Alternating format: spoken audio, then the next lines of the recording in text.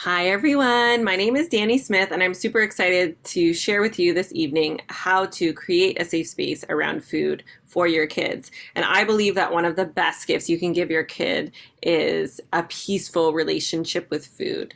So I'm going to jump right in, and this is my promise to you this evening. I'm going to show you how to create a safe environment and have meaningful conversations about food with your child. And if you stay to the end, I'm going to be offering a free gift. And what this free gift is going to do is to help you simplify your family's health journey and give you much more peace and even create more time for fun and joy. So if you stick around to the end, I will show you how to get that. So, just a little introduction. I'm Danny, and I'm a wife and a mother of two beautiful children. I'm also a certified integrative nutrition health coach, and I'm just really passionate about helping busy women with little time for themselves heal themselves from the inside out, heal their relationship with food and fitness so that they can live a vibrant life. And I really believe, especially helping mothers, just automatically helps heal all family members, which just creates this amazing ripple effect. I'm also a wellness retreat creator and facilitator. And if that is something that's piquing your interest, I'm going to explain to you how you can find out more about all of that at the end. And then just on the right here is a couple of testimonials. I always feel a little bit awkward sharing them, but it's just an opportunity so you can kind of see the work that I do from somebody else's perspective. So I'm going to jump right in. So these are the four main elements of creating a safe space around food for your children. And the thing that I love about this is that a lot of these things can apply to so many different areas of life. So if you kind of start in the food space using these tools and techniques, you can actually carry them over into other things, and I'll kind of speak to that a little bit later on. So the first one is environment. How can we create and control the environment around food for our kids to be able to navigate and learn safely? The second is the offer, which is basically speaking to offering your perspective and just honoring if your child wants to hear your perspective or not, and how to offer it in a really neutral way.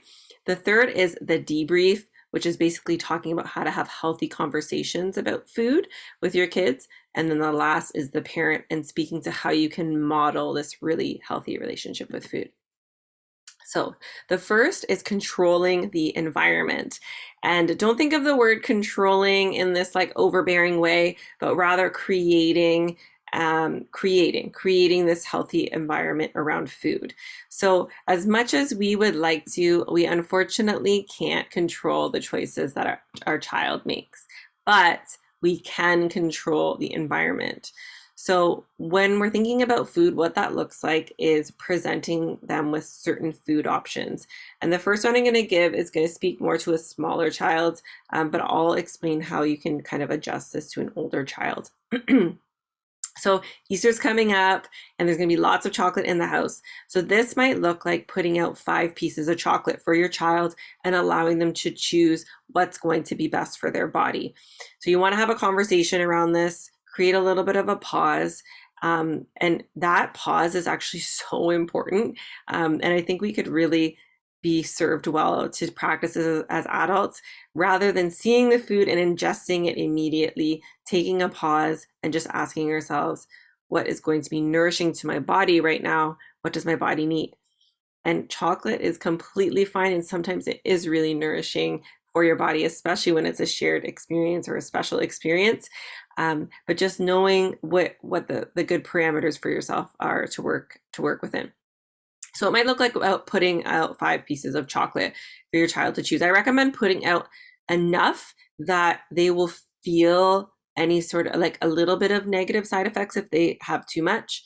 And then also just enough that they can comfortably choose less. So like if you put 2 out, they're probably just going to automatically eat the 2. But if you were to put 5, 6 or so out, then they have the opportunity to kind of maybe see that maybe that's a little bit too much for them.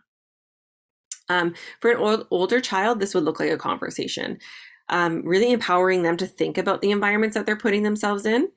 If they hang out with certain friends that they know are eating certain types of food that don't make them feel well, very often just allowing them to be conscious of that and just maybe empowering them to make a different choice. For example, if they know that their friends are going out to eat, to get some pizza, there's nothing wrong with pizza, but maybe your child has an issue digesting pizza in in a healthy way. So maybe that looks like meeting the friends afterward once that element is taken out of the equation. Even just the awareness around it and like eating before, whatever it is, just being empowering them to make a choice of what serves their body best. And really empowering them to learn about how they can control their own environment around food. Maybe that looks like the snacks that they buy for themselves, for school or for work or whatever it is. And just speaking to the idea that when we have it around, we'll tend to eat it, which is fine, but just like making the choice of what foods actually make me feel really good and make me feel nourished. And so by allowing your child to make the choice, you are empowering them and showing them that you trust their judgment. And this is just such an important thing to nourish and allow to flourish within your child, is that if we can really create this confidence within them that they have this internal inspiration to have a healthy relationship with food, then when you're not there, when they're in other scenarios with other influences around, they have the confidence to make that choice for themselves and to not be swayed by others. The second is the offer. And so we start with the pause again. And that's kind of what I just spoke to before, is let's see what's in front of us here and let's pause and think about, asking your child, what do you think? How much do you think would be a good amount for you to eat? And then leaving space for them to think about it. Then you can offer your perspective. And the key word here is offer. Okay. So if you offer and you can say something like, do you want to know what I would choose? If they say no, it's really important to honor that and not share your perspective. And this may mean that they are going to fail within this scenario, but failure in a safe space is actually really, really valuable and really important, because you're empowering your child, like that self-navigation around these, like in these scenarios. They learn so much from that rather than just being told what they should eat. If they have 5 chocolates and they don't feel well, that's going to be a really, really memorable lesson for them, that's too much for them. That's too much for their body. So if your child says yes, and they do want to hear your perspective, it's just practicing sharing your perspective in as neutral a way as possible. And one thing that you kind of have to know before you do this is just being able to acknowledge and be aware that we all come with baggage around food. We have a lifetime of experience around food, a lot of historical connections and cultural connections to food. So the more that you can be aware of your own beliefs around food, the more that you can offer this in a really neutral way. So for example, if you say to your child, oh, chocolate's really unhealthy, it's not good for you, that might come with baggage and experiences, and maybe messages that were passed on to you, because that's actually not true. Chocolate is not necessarily unhealthy. There's a lot of benefits, and it depends what types of chocolate and how much and all that sort of stuff. So and then sometimes when we wrong things, it ends up being a push and pull with our children, and we really want them to be able to make the choices for themselves. So even the best way to go about this is to just share the facts. So saying stuff like, chocolate has this much sugar in it, or this piece of broccoli has these sorts of nutrients in it, and it comes from the ground, and with photosynthesis, it has pieces of the sun in it, and like energy from the sun and all that sort of stuff. And just being like just really factual about it can be really helpful in being neutral around it. And even just saying stuff like, when our body eats sugar, what will happen is it gives us a lot of energy. Our body breaks it down really quickly. So we get a lot of energy right away, but then what happens is we end up losing energy, and that can sometimes make us feel grumpy or whatever. You can share all of that stuff, the good and bad consequences. And the more factual you can be, the better. And there's so many resources out there that you can use too if you need help, like just even searching on YouTube, kid-friendly explanation of chocolate, or nutrition around chocolate, whatever it is.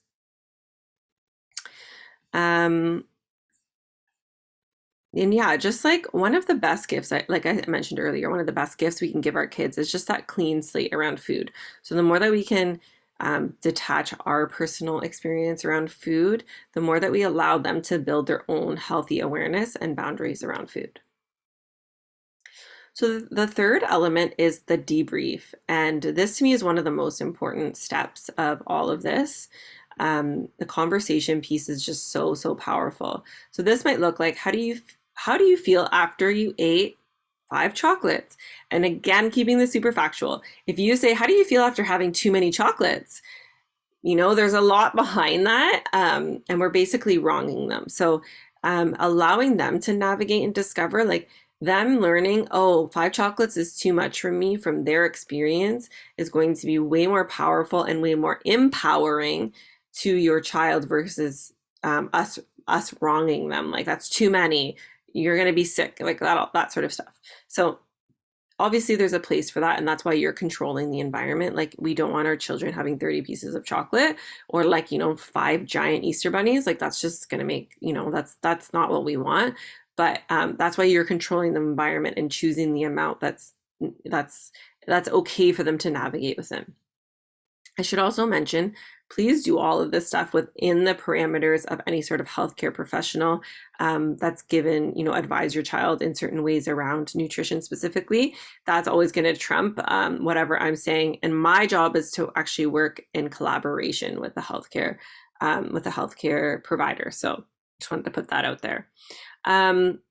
So you want to have the debrief about these like sweets and treats, but it's also super important to have these conversations around food deemed as healthy. So like after your child has a big bowl of salad, after they have like a nice bowl of stir fry, whatever it is, you ask them, how does your body feel after having that salad? How does your body feel after having that pizza? How does your body feel? Sorry, we make homemade pizza, so I always think of pizza as healthy. How does your body feel after having that pasta, whatever it is, right? Or there's raw vegetables, whatever it is, and allowing them to make those connections, and like leaving that pause for them to think about it, because so often we don't think about it, especially the good food. We don't think about it. If we're feeling good, we don't necessarily say, I'm so glad I ate that salad because I feel really good. I know kids don't usually think that. So that's really important, that conversation. If your child doesn't really know what to say, or you feel like the situation is asking for this, you can share your observations, again, in the most neutral way that you can. So you might say something like, I noticed after you had the chocolate, you were very hyper, or you had a lot of excess energy, or I noticed that you had an upset stomach, or I noticed that you were very tired and maybe grouchy or something. And trying to keep that, like, you want to be direct, but not saying something like, oh, I noticed you were a complete disaster, or you were a complete disaster after you had those chocolates. Using I noticed is like a really good way to start. And again, you can say, oh, I noticed you were like really happy and you were able to go to the bathroom, whatever it is, after you had that salad. And again, just adjust the language for an older child. We have to be a little bit more conscious as the older the child gets, because we don't want them to feel like we're like micromanaging their eating. So that just might look like, how are you feeling about what you ate today? Is there a way that I can support you in that? Are you feeling like you're digesting well? Are you feeling light and clear-minded, all that sort of stuff? So me really leaving that space for their response is super, super important. Try not to jump in, even if it feels like it's a long, awkward silence. That space is so important for them to have the opportunity to think about it, because they're not going to think about it without that prompting, most likely. And then if you need to, you can ask clarifying questions. Even just like, if they say, oh, I was feeling fine. Oh, okay. Were you feeling like you had lots of energy? Were you feeling like your brain was clear? Were you feeling like you could go to the bathroom okay? Whatever it is. And that will just kind of help you get a little bit more clarity. And the last one is the parent. So to me, I just really, really encourage you to take some time to reflect on your own relationship with food, because actions truly do speak louder than words. And our children watch everything that we do, and they really learn more from what we model than what we actually say. So I've learned that I can carefully curate conversations around food as much as I want with my children, but they watch everything, and that's what they're learning from. They notice if you hesitate. They notice, if you hesitate before eating something. They notice if you make an uncomfortable face in the mirror at yourself. It's all of those in between moments that happen when our guard is down. So when you can be really, really authentic in what you're presenting to them because you've gone through it yourself or you are going through it yourself, you don't have to worry about those in between moments. You don't have to worry about carefully curating the conversation. It's going to come out naturally because you're being that model in that example. And also you deserve that. I just being able to be in this space myself. I wish it upon everyone. I didn't even realize I didn't have a healthy relationship with food before going through this process. I ended up taking holistic nutrition because I was hoping to get all the nuts and bolts, to know all of the best nutrition programs to go on, to know exactly how much protein you should have per day and how much healthy fat and all those little tricks. That's why I took the program. But I ended up healing my relationship with food in the process, and then therefore doing it for my family as well, or helping guide them through it. And it's been the most unexpected but the most beautiful journey, that I can break up with the scale and I can break up with controlling every single thing I eat. I wasn't manic or anything about it, but counting calories, or just even worrying that that's a thing and that's what I need to do. Just being able to let go of that belief that that's what I need to do in order to be healthy or in order to be fit. I didn't believe that was possible by just learning to eat intuitively and listen to my body and listen to myself. But I will tell you, I've been doing this for 18 months and it is so possible. I've never felt so level in my life around nutrition, and I've never thought about it less. So this is something that I'm really passionate about guiding people through. And it's just so powerful when you're able to heal yourself. You're going to heal your children at the same time. So just to kind of sum that all up, the most powerful way to ensure your kids have a healthy relationship with food is for you to do that for yourself first. And you can, even to take out the word first, you can do it at the same time. How beautiful would it be to go through that experience together? So just reiterating that I really believe that one of the best gifts we can give our kids is a clean slate with food, allowing them to build their own healthy awareness and boundaries around food. Again, acknowledging that we have so many historical experiences around food.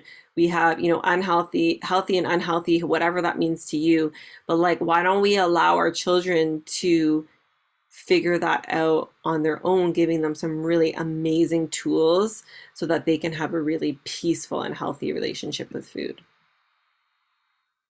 So just to summarize and to go over it is in order to have a peaceful relationship with food, that looks like being able to create a really supportive and safe environment for your children and for yourself. So that looks like what groceries are in the house, for example. Then creating that space for offering your perspective and respecting if the answer is no, and then sharing your perspective in a neutral way if the answer is yes.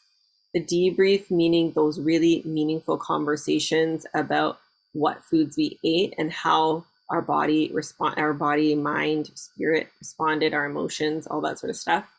And then the parent being, how do we model having a peaceful relationship with food for our children? And all of that is what creates that safe space around food.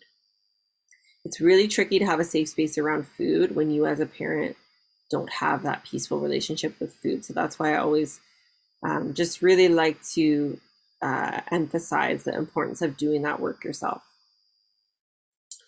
So if these concepts and my approach resonate with you, I just wanted to offer you some next steps. The first one is to do some one-on-one health coaching. And the best way to kind of look into that is to do a discovery call with me. These are complimentary calls. They're about 20 to 30 minutes where I just ask you a series of questions. And most people come out of it, well, really anyone that I've done this with they're really enjoyable actually, but they come out with a lot of clarity around what their holistic health goals are moving forward, and just maybe where some gaps are, because I can ask you questions that you probably have never been asked, and leave you space to answer them. Another program that I'm running right now that I'm really, really excited about is called Sisters in Health. It's an accountability community. And what this is an appointment with yourself. How many of us never show up for ourselves the way we show up for others, or don't commonly do that? So this looks like you will have a short one-on-one call with me. I'll help you decide what it is you want to work on. And then you're going to show up. We're going to share what we're doing, and a win or a challenge, and then we're setting a timer and you're doing it. So that might look like exercising, that might look like cooking, that might look like resting, that might look like journaling, reading, whatever, doing some sort of creative outlet thing, whatever it is that you feel that you need to nourish yourself, and what you want to do with that time to show up for yourself. If you're not ready to register for Sisters in Health, but you want to learn more about it and more about what I do, I'm doing a free masterclass next Thursday at the same time, 8:30 p.m. So you can come attend that masterclass. And by the way, these are all QR codes that you can scan. So if you even want to just do it now, you can just pull out your phone camera and then just tap on the one so it focuses on that one that you're looking at, and then it'll bring you up to that website. I'm also sending all of this information in a follow-up email, so you'll have all the links there. So then my masterclass is next Thursday, April 7th at 8:30 p.m. And the last way is to attend a wellness retreat of mine. So, sorry, I'm just noticing a typo. Well, you can attend one of my wellness retreats. I have 2 right now that are available. And this is if you're looking for an opportunity to step away from expectations and just have some space for yourself to reflect, to reconnect, to just get clear on what it is that you're doing and where you're going. That's the space for you. So one of them is a full day, one of them is a half day. So if you want to learn more about that, you can you can go open that QR code or click on the link that I'm going to send you. And so that's basically it. I'm going to share about the free gifts. So if you stay on to the end, you're going to get this free gift. It's called Cook Twice and Eat All Week. And I've been working really hard to simplify my life and to simplify my family's life and the way we function in our home. And it has given us so much peace and just more happiness in our lives. I really do believe that the secret to life is simplicity. So I've put together this amazing resource that teaches you how to cook twice in smaller increments of time, 30 to 40 minutes, and do it in a really simple way and really effective way so that you can eat healthy, nutritious meals all week. So I will give that to you for staying on to the end. And I'm just really excited to share that with you because it's been such a beautiful resource for my family. So that's it. So thank you guys so much for joining me this evening. Please don't hesitate to reach out to me. You can either email me or you can connect with me on Instagram. I didn't put my Instagram on here, but it is going to be in the follow-up email, as well as a link to receive my newsletter. So it's a bi-weekly newsletter. So if you have any questions or you need further information, please don't hesitate to reach out. And thank you so, so much for joining me. I hope this was really useful for you.